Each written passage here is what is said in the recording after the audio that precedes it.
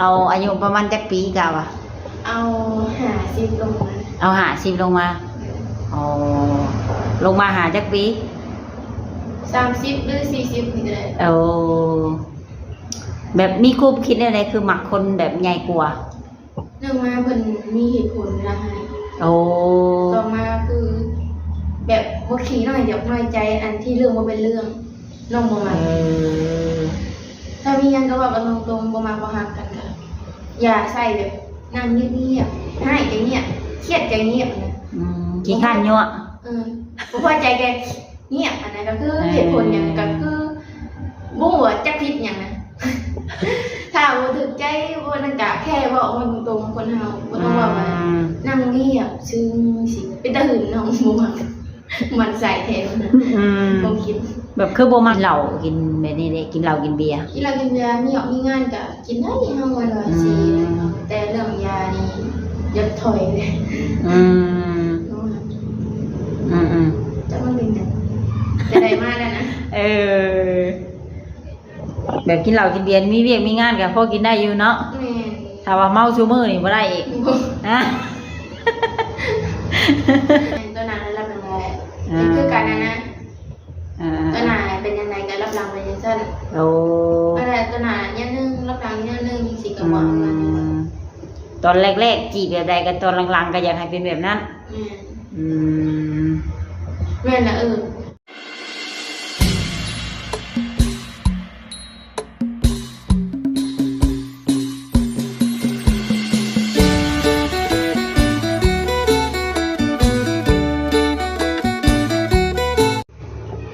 สบายดี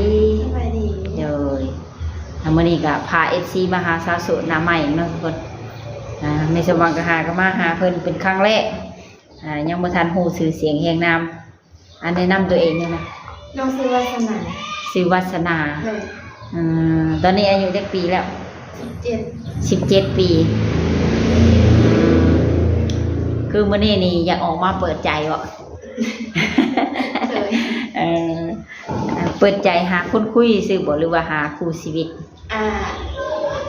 กะหาคนคุยแบบโอ้ร่วมกันไปก่อนนะเรื่องคู่ชีวิตกะเอาไว้ทีหลังแบบโอ้ร่วมแบบถูกใจกันบ่หรือว่าบ่ถูกใจกันแบบว่าบ่ม่วนสินะกะโอ้ร่วมกันไปก่อนถ้าว่าสิเอาเป็นคู่ชีวิตก็สิเอาปุ๊บปั๊บกะยังบ่ฮู้นิสัยเขานะเขายังฮู้นิสัยเฮาคือกันว่าเฮาสิเป็นจังไดเขาเป็นจังไดก็ยังบ่ฮู้นะเลยว่าโอ้ร่วมกันไปก่อนสิที่ผ่านมานี่เคยแต่งงานแล้วบอกหากันสิเจ็บเนาะว่ามันยังมีผู้เอาแบบยังบ่เคยแต่งงานมาก่อนเนาะที่ผ่านมานี่เคยไปเฮ็ดงานอยู่ฝั่งไทยอยู่บ่บ่เคยจักเทื่อเฮ็ดงานอยู่ฝั่งลาวโอ้ไปเที่ยวไกลสุดนี่ฮอดบ่สวรรค์เขตเฮาฮอดมีแต่ดินเทสโนนี่แหละถ้าว่ามีบุญมีศีลกันเดี๋ยวบ่ค่อยได้ไปเนาะอย่างอยู่ในบ้านนะมันบ่ค่อยไปดินใจบ่มีรถจักรเป็นของตัวเองแน่นะบุญชงเพื่อนได้ไปเล่นอยู่บ่เคยไปจักเทื่อบ่ว่าบ่อะไรกันดิอันนี้เอาหมู่บุญเพื่อนเขาแข่งอยู่ใจหมู่ชวนไปอยู่แต่ทำบ่มีเงินเลยบ่ได้ไปนำหมู่เคยไปได้บุญได้แบบบุญแจกข้าวบ้านนอกบ้านนาเฮาธรรมดาแม่แบบที่ผ่านมานี่เคยเข้าโรงเรียนอยู่บ่เคยอยู่บ่แบบจะถามแบบว่าแบบ FC ทักมานะเฮาอ่านได้เขียนเป็นอยู่บ่กะบางโตคันภาษาลาวนี่อ่านได้บ่งงเลยเข้าโรงเรียนห้องใดห้องป .4 เนาะแต่เขาเนี่ยแท้เมื่อผู้ใดก็บ่ได้ตั้งใจเรียนนะก็เด็กน้อยติดลิ้นไอ้แห่ติดหมู่กะเขาเรียนก็บ่ได้เขาเรียนเป็นนางลีก็เขาก็ขี้ดื้อนะ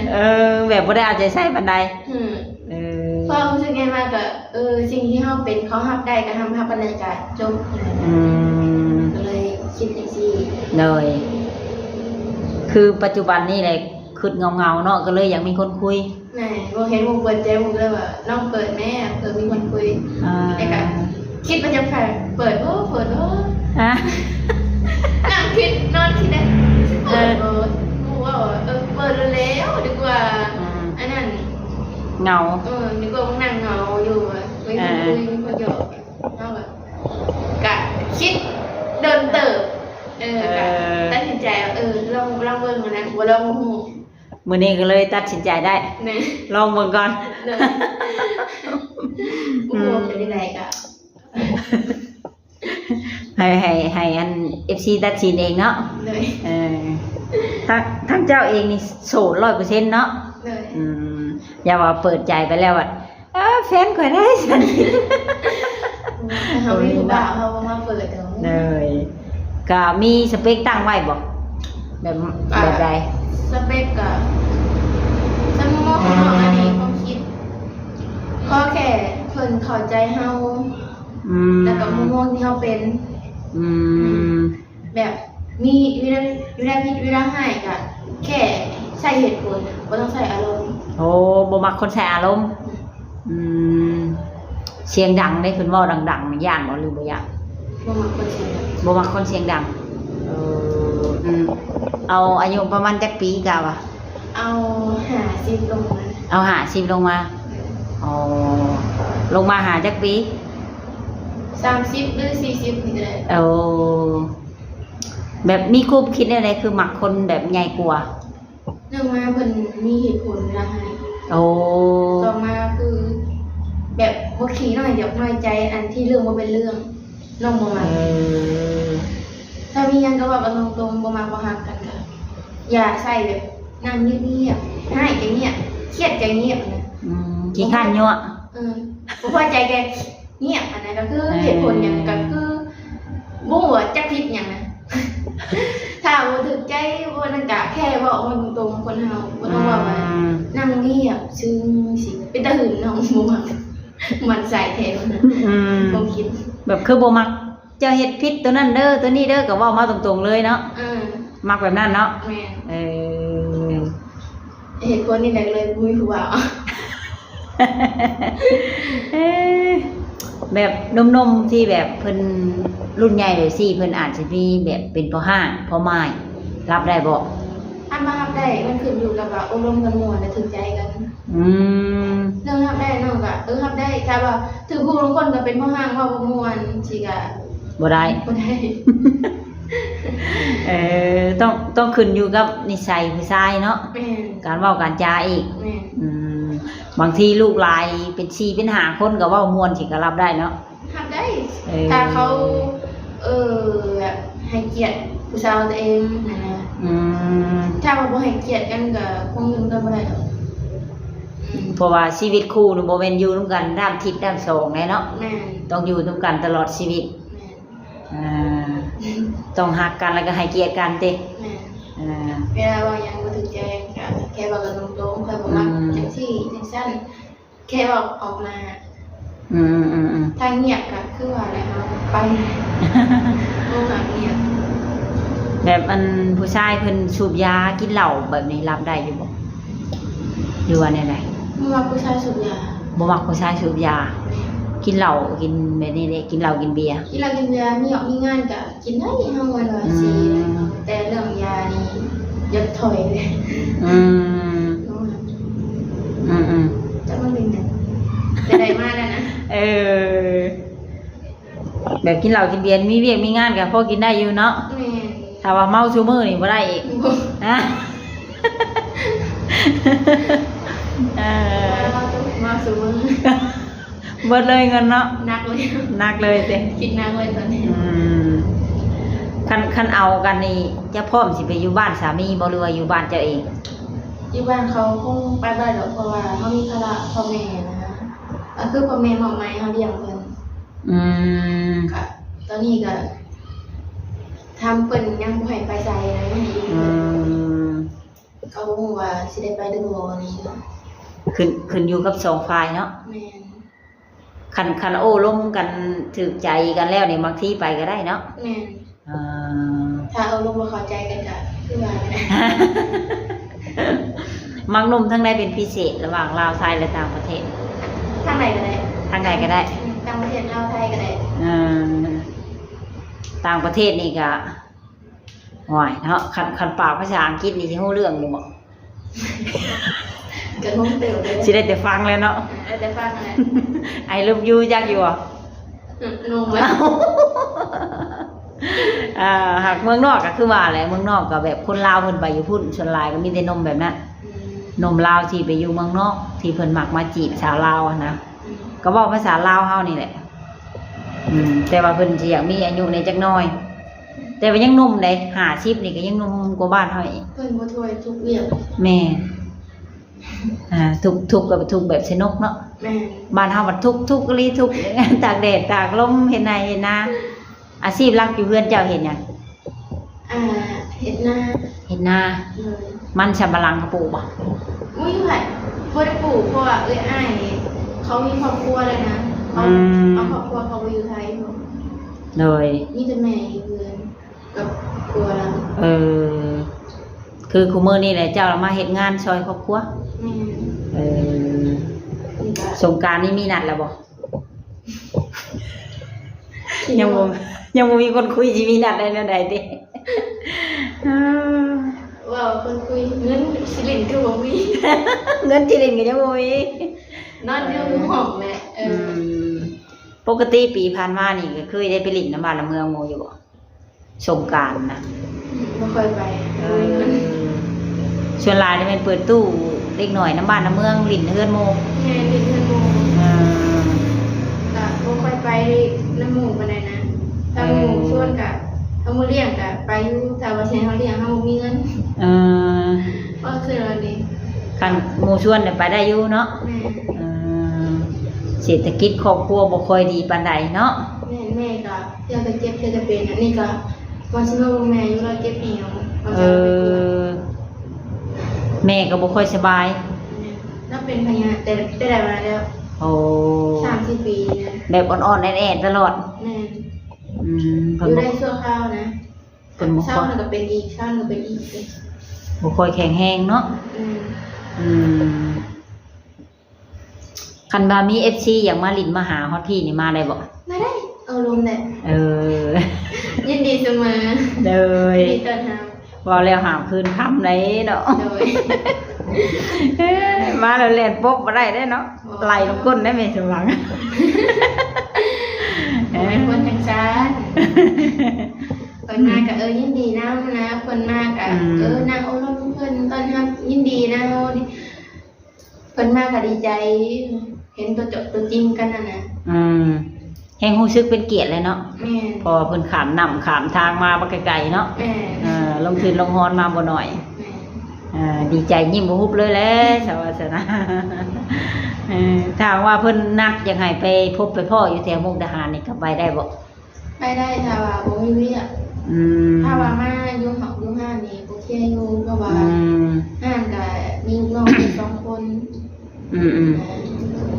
ไปเฮ็ดช่วยกัน คันไปพุ่นนี่คันถึงมือว่างก็ได้อยู่เนาะ แม่ ถึงมือเพิ่นพักห้านเนาะ แม่ คันมาพี่นี่สิสะดวกกว่าเนาะ แม่ สงกรานต์แบบเคยไปลินแบบอยู่ซุยอยู่บักอันอยู่บนแบบแลท่องเที่ยวที่ยังบ่เคยไปเนาะ จักทางไปแล้ว ฮะ เปิดใจนี่มีช่องทางติดต่ออยู่บ่ฮะมี Facebook บ่หรือว่า LINE มีไลน์ คันว่าบ่มีช่องทางติดต่อนี่ก็ว่าจักสิติดต่อแนวใดเลยเนาะ ลงถามกิน มีช่องทางติดต่อทาง LINE เนาะสแกนมานี่ก็แม่นได้ปึ๊บแล้วเนาะลิ้นไลน์นี่สะดวกกว่า แม่อยู่นี่ใช้อันอินเทอร์เน็ตแบบมันเติมบัตรเอาบ่เชื่อม Wi-Fi บ่เพราะว่าอยู่ในเมืองเนี่ยเนาะเติมบัตรอันนี้บ่ไหวบ่มีเติมสิ้นเดือนสิ้นใจแล้ว สิ้นเดือนสิ้นใจ ได้เงินเดือนออกมามีแต่รายลบบ่ อืม ลบค่านั่นค่านี่แหละเนาะ ไอ้ก็ว่าก็มัวชมการเบอร์ได้คนน่ะใช้เบอร์อีกบ่ลงหันอีกอ่ะ นะลูกน้องคุยกันเรื่องเบิกเงินก่อนเลยสิ ได้เบอร์ทุกคนนะ จะนายยังบ่ฮู้เรื่องอยู่ จะได้นำไข่เติม เป็นไข่บ่เพิ่น ไข่2 มื้อเลย ไข่แตกเลยเนาะ แม่ ก็คือว่าช่วงนี้กับคนไข่หลาย แม่ มี เฮา แต่ค ก็ น ยังว่าเช้านี้รู้สึกว่าขี้ฮ้อนอยู่เด้นะ กินยาลัดไว้โลด แม่ลูกมากินยาก็นอนตอนหาไข่ลูกมา ไข่รุ่นนี้เนี่ยค่ะมันเข้าเฮือนได้แล้วเบิดคู่คน แม่ ติดกันเด้ ไข่ในเฮาบ่ได้นอนกันนะนอนคนละ คำฮู้ชึกแบบสีแบบบ่สบายได้กินยาลัดไว้โลดไข่วัดนั่นแหละบ่เป็นไข่อื่นดอก ไข่มึงคง บ่เป็นไข่ใจไข่วัดนี่แหละ ได้เมื่อยามพ่อแม่อยู่บ่คามาเนี่ย เมื่อตลอด เมื่อเรื่อยอยู่เนาะ แม่ก็ในเงินเดือนก็ซื้อขนมของกินมาให้เราซื้อยามาให้เรานะไม่มาต่อแต่ก็ช่วงนี้เลยบริมือประมาณ3 มื้อ 4 มื้อเพราะมันเหนื่อยเวียกตื่นแต่เลิกนะ เข้างานจังโมง เข้างาน3 โมง เข้างาน3 โมงแรงเลิกเที่ยงคืนขายประเภทแบบใด เหล้าเบียร์แล้วก็พวกเป็นไฟก็กินเองของเองของมัน ของแก้มเนาะเจ้าก็กินได้เก่งบ่เหล้าเบียร์ บ่สูบมาได้มีไม่แต่นั่งกินลูกค้ากับเป๊ปซี่ โอ้ ลูกค้ากินเบียร์เฮากินเป๊ปซี่ลูกค้าก็ถามว่าเจ้าขายเบียร์คือมึงกินเบียร์มันยังบ่อยากว่ะน่ะแบบขดองได้เสียแพงบ่ แต่ว่าเพิ่นสมมุติเพิ่นนั่งเบิ่งได้เพิ่นอยากฮู้ว่าขดองแพงบ่ประมาณนี้นะนี่ก็ถ้าสิว่าเกินก็คงบ่ได้อันส่วนกระดองนี่แพงบ่ ประมาณ5-6 มื้อนี่แหละ โอ้ 50,000 บาทกับงัวตัวนึงโอ้พอได้ให้เฒ่าให้แก่กินเนาะก็ถือว่าบ่แพงปานใดได้ซำนี้หนุ่มไทยญาติกันเลยจ้ะ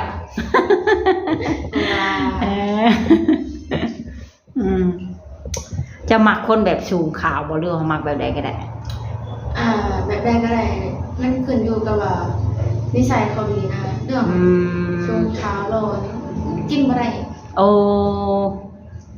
ส่วนหลายมีแต่คนมักหล่อเลยเจ้าบ่สิบ่มักหล่อบ่มักหล่อแต่นิสัยบ่ดีนี่ก็บ่เหมือนกันโอ้แบบสรุปแล้วคือจะมักคนที่นิสัยดีเนาะแม่นเพิ่นเข้าใจเฮาแล้วก็สามารถอบรมเฮาได้แล้วก็ว่าแบบเรื่องแบบว่าหวานกันนะแบบไม่ได้ว่าอย่างอยากขึงใช่มั่วอย่างนั้นน้องเป็นคนดีบ่มักประชดประชันบ่มักคนเว้าประชดประชันบ่มักอีกดอกจังไง๋ล่ะแบบเว้าคำเก่าเลยซ้ำที่เสือเว้าน้องเลยบ่มักแบบนี้แหละรำคาญอีกใช่เนาะแม่มึงมาปิดมึงมาปิดโทรมาเลยก็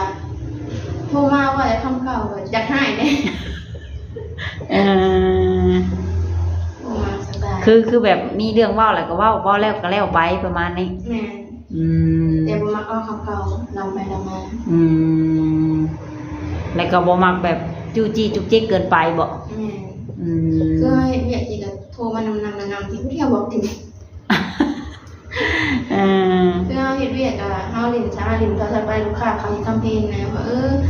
ลูกน้องหันนี่เฮ็ดเวียกก็บ่เฮ็ดเวียกคุยโทรศัพท์ซื่อเลยนะมันก็เลยบ่ให้เกียรติลูกค้ามันคือว่าเฮาบ่เอาใจใส่เพิ่นเนาะแล้วก็ ก็ถ้าเขาเป็นแบบนี้ต่อไปลูกค้าไม่อยากทำงานก็เลยเวลาเฮ็ดงานน้องบ่ได้รีบนะซะปะถ้าทำไปถึงเวลาก็จังลิ้นนะถ้าบ่มีลูกค้าก็นั่งลิ้นได้ถ้าลูกค้าคือว่าแหละนั่งกับลูกค้าถ้าลูกค้าเอาลงมาให้เกียรติลูกค้าว่าง่ายๆเนาะเป็นเขาเป็นผู้ขายเนาะเขาก็ต้องให้เกียรติเพิ่นทำทาเมินเฉยมาวันหน้ามาได้มาแต่เธอเดียวเธอหน้าบ่มาแล้วหันนี่ว่าแล้วไปที่กันได้ห้ากันได้ไปหันเขาบ่เห็นเขาเฉยมาเธอเดียวแหละแม่ก็ไปมาเนาะเห็ดคือเขามาขอกินนี่ว่าแล้วเนาะเห็ดเขามาขอเป็นที่เขามาซื้อเอามาชี้เขาคิดอะไรแม่นั่นแหละถ้าว่าเข้าใจเรื่องงานเฮาเบิ่งบ่กลัวมันสิได้โอเคงานมันคืองานเน้นแยกแยะออกเรื่องส่วนตัวก็คืองานนี่ยังอยากฝากถึงหนุ่มๆที่เขามาอยู่บ่สมมุติเพิ่นนั่งเบิ่งอยู่นี่นะกะไม่เชื่อจะได้อยากให้เขามาด้วยความซื่อสัตย์และจริงใจบอกประมาณนี้บ่บ่อยากให้มาตัวเนาะตัวหนารับยังไงนี่คือการนะ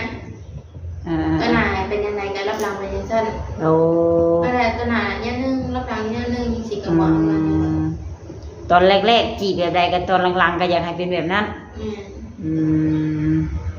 แม่ละอันคุยกับเฮาอะไรไปหาคุยกับคนนี้ลูกมาถอยเด้อเงียบไปเลยแล้วเนาะ